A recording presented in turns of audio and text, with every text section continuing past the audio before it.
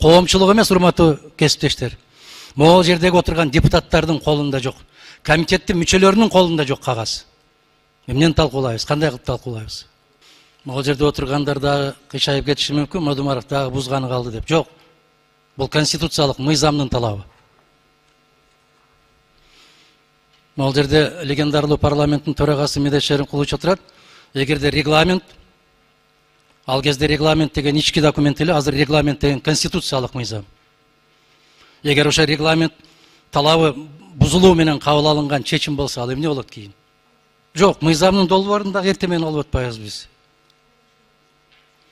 Бираз депутаттар биз өзүбүздү сыйлашыбыз керек го, мыйзамды сыйлашыбыз керек го.